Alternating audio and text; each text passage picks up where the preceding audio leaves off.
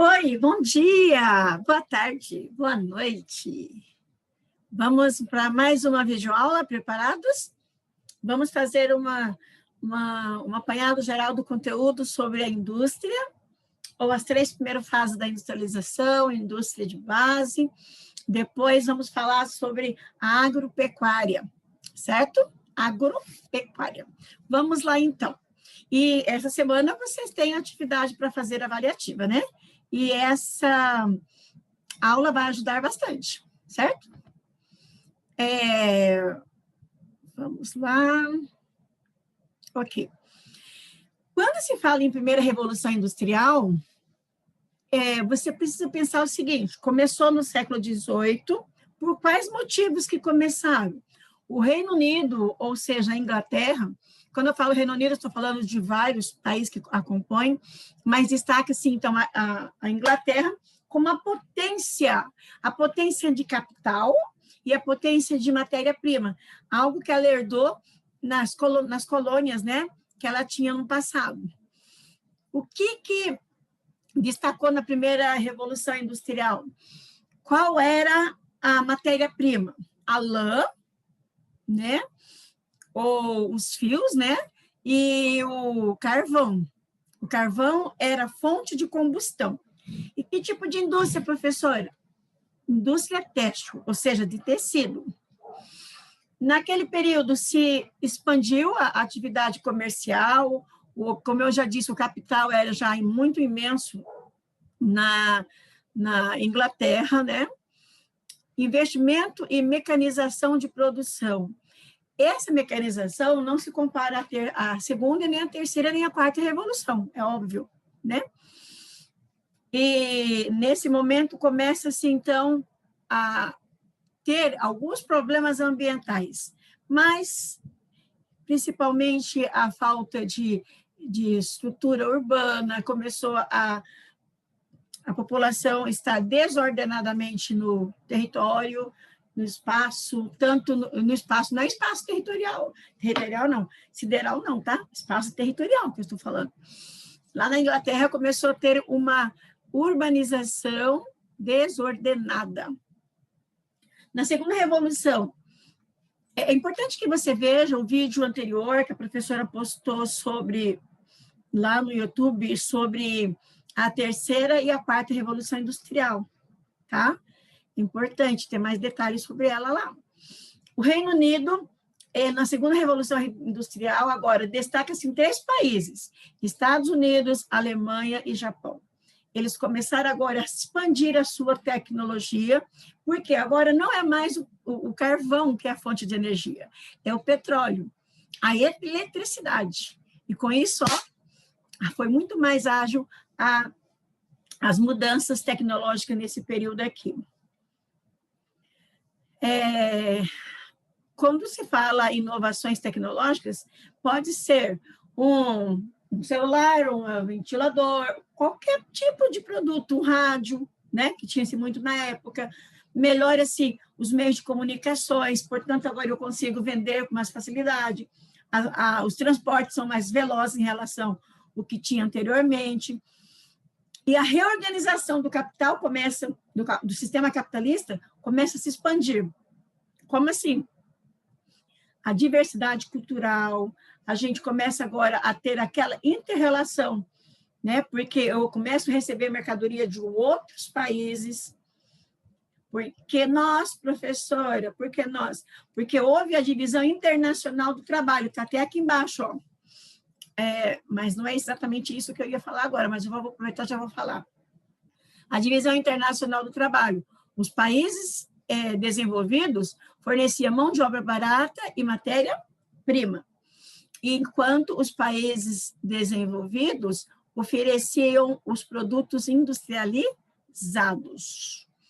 Aqui, na segunda revolução, surge-se o Fordismo, e Toyotismo não, Taylorismo. O Fordismo é de Henry Ford, o seu autor, né? Ele padronizou os produtos. Lembrando do filme Charlie Chaplin, daqueles tempos modernos? Pois é, produção em grande escala. O Taylorismo dizia o seguinte: olha, cada pessoa deve fazer um tipo de trabalho. para ser ágil, né? Um tipo de trabalho. Então, vamos fazer o seguinte.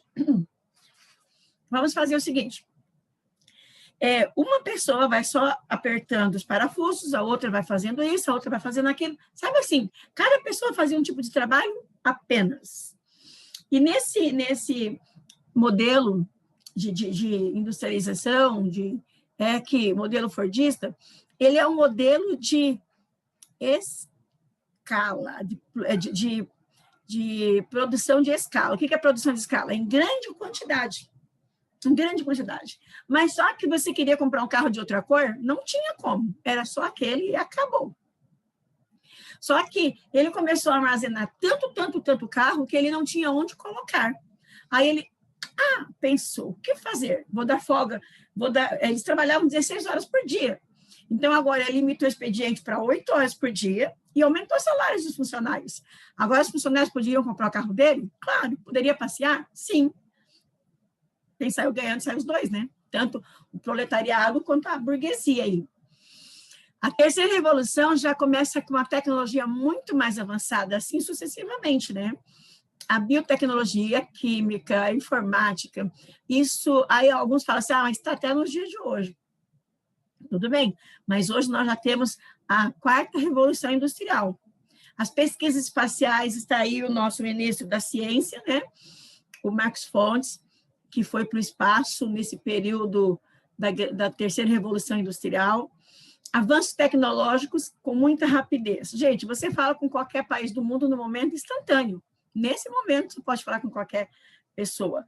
Ou a mercadoria pode ser vendida de maneira instantânea. Essa revolução, a terceira revolução industrial, também é conhecida como técnico-científica informacional. É importante que você saiba. Técnico, porque eu preciso saber o que eu estou fazendo. Preciso.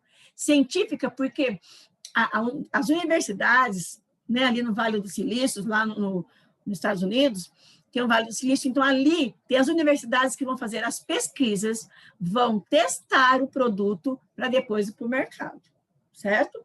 E ali tem ali as grandes maiores empresas informacional, né? Também. A informação chega em qualquer lugar no momento instantâneo. Aí começou no iniciou-se no meado do século XX, e está até então, alguns dizem, né, mas também está agora a quarta revolução industrial. É difícil saber quando começou a quarta, quando terminou a primeira. Ainda não se tem uma data específica. Como você sabe, os avanços tecnológicos são óbvios nesse período. E agora, quais as diferenças entre os sistemas Taylorismo, Fordismo e Toyotismo? O Taylorismo, olha, que a concepção dele é a execução de processos produtivos e apropriação de conhecimentos dos trabalhadores. Lembra que eu falei que cada trabalhador tinha que fazer uma coisa só? Só uma coisa? Cada trabalhador, ele não tem noção do que vai sair para o produto final. O que ele sabe é aquilo que ele tem que fazer. Lembra lá do Tempos Modernos? Se você não assistiu, é em preto e branco, mas é interessante. Charlie Chaplin, Tempos Modernos, tá? É um filme bastante interessante que mostra realmente esse período do Taylorismo e do Fordismo. O Fordismo já é o controle, lembra da esteira? Põe-se uma esteira, o controle de quantidade. Eu tenho que ter uma grande quantidade para que minha produção seja imensa, eles resguardavam esses produtos e depois, se o cliente quisesse, eles teriam imediatamente o produto. O Toyotismo. O Toyotismo já vem do Japão, esse modelo de produção, é um modelo flexível. Por quê? Eles produzem o que realmente o cliente deseja. Se está saindo um carro da Toyota, um X, que é mais procurado no mundo inteiro, esse é o que vai ser produzido. Mas produz em grande escala? Não. Produz conforme a necessidade. É óbvio que ele tem que ter algum em estoque. Tá? Então, conforme a demanda do mercado, eles vão produzindo. O que é importante isso? Esse em azul aqui, ó, capacidade produtiva de baratear os custos e a mão de obra das empresas. Isso é interessante, principalmente aqui no do toyotismo, da Toyota, né? Baratear os custos, eu quero, interessante nesse caso também, é que eles buscam várias peças de vários lugares do mundo. Por exemplo, o Japão, 70% deles é de montanhas. Ele não tem espaço para poder produzir tanto, ter lugares para armazenar. Então, ele busca produtos de várias partes do mundo e acabam produzindo naquele local. Ou até em outros locais, porque hoje temos a globalização, né? Aqui é a quarta revolução industrial, conhecida como 4.0. Permite a fusão do que é físico, digital e biológico. Une-se tudo para ter uma quarta revolução, assim, de ponta. Gente, poderia ficar muito tempo falando aqui, mas assista aquele outro vídeo. Olha, agora, nessa quarta revolução, é até preocupante.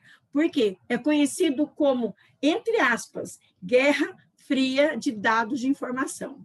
Os Estados Unidos e a China, eles têm assim, uma competitividade grande, porque a China está anos superiores aos Estados Unidos quanto ao avanço tecnológico. Ela consegue colher dados, né, armazenar dados. E aí os Estados Unidos falam assim, os Estados Unidos é contra a China. Mas será que os Estados Unidos não está sendo realmente tentando ser o vilão, pondo o outro como vilão, tentando ser o mocinho?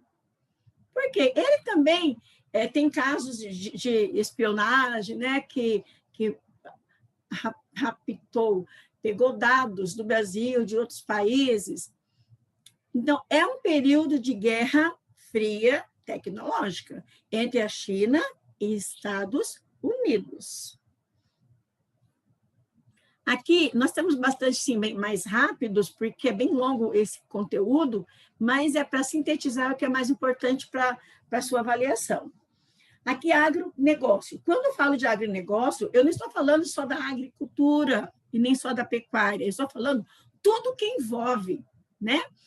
Quer seja na produção dos insumos, as sementes, quem vai fornecer a semente participa do agronegócio, a produção, a industrialização, todas as atividades que têm que chegar até a agricultura e a pecuária, até chegar lá na industrialização, tem a ver com agronegócio. Também é conhecido como agrobusiness. O que é isso? É uma cadeia produtiva, tá? Um vai dependendo do outro. Aí vem a Revolução Verde. Lembra que nós já falamos sobre Revolução Verde? Primeiro ano. A Revolução Verde foi um período que a preocupação com o aumento dos alimentos, né? Da atividade agrícola dos alimentos. Então, eles fizeram o quê? Já na segunda Revolução Industrial, começaram a produzir máquinas que pudessem substituir a mão de obra humana. Essa substituição foi para aumentar não só o capital, como a diminuir a fome no mundo.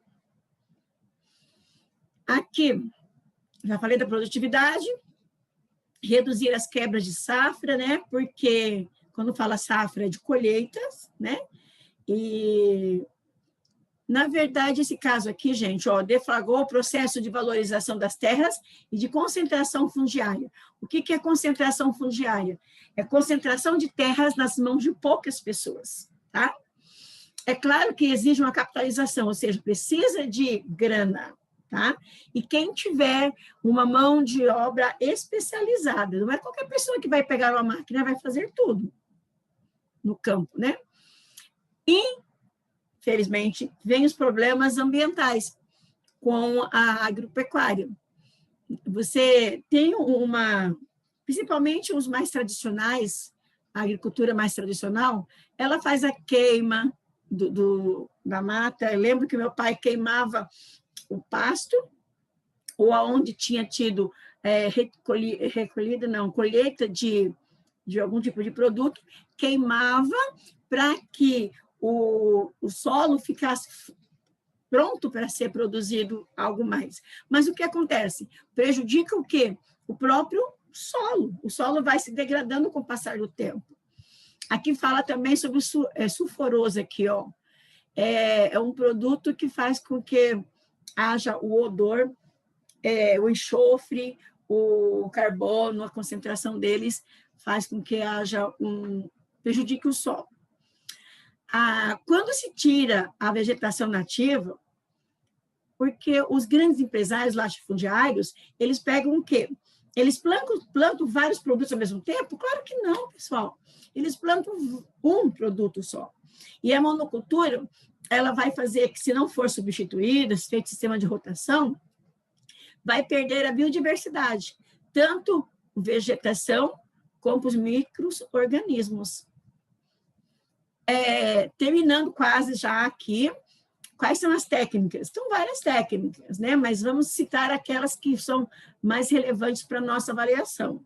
A agricultura itinerante. Qual que é a agricultura itinerante? Eu planto aqui, hoje, aí o solo ficou insuportável para plantar de novo, eu vou sair daqui, vou para um outro lugar, novamente vou desmatar, vou queimar e vou fazendo isso.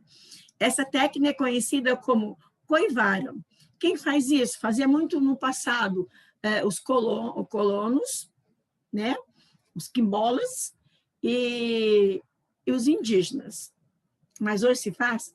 Com certeza. Qual que é a técnica da hidroponia? Quando fala hidro, significa água. É você plantar algo sem precisar da terra. Já viu, principalmente as folhas sendo plantadas em tubos? Coloca-se a semente, né? Aqui dentro. Claro que tem um adubo aqui dentro. E ali tem vários buraquinhos esse tubo, e ali crescem-se as plantas, só sendo regadas, certo? Elas são bastante nutrientes e é um tipo de agricultura. A agricultura orgânica é o que mais se fala nos últimos anos, né? É a agricultura sem agrotóxicos, ela sem defensivos químicos, é uma agricultura que ela se preocupa com todos os tipos de recursos ambientais, valorizando o solo, recursos hídricos. E o último mesmo, sobre a estrutura fundiária. O que é a estrutura? A professora falou agora há pouco, é concentração de terras nas mãos de poucas pessoas. Tem muita gente que não tem nada e pouca gente que tem muito. Grandes propriedades destinadas a atender o mercado externo. Ou quer dizer o quê? Eles plantam para atender o mercado interno, só o Brasil? Não. Plantam em grande quantidade para atender a população de fora. Porque quanto mais eu vendo para fora, mais eu ganho. Porque eu vendo a dólares, né? É isso aí, queridos. Um grande beijo a vocês. Eu espero que vocês tenham entendido. A prof foi bem sintetizando o mais rápido possível, porque então fica muito longo esse vídeo, e que você compreenda. Beijo, boa prova.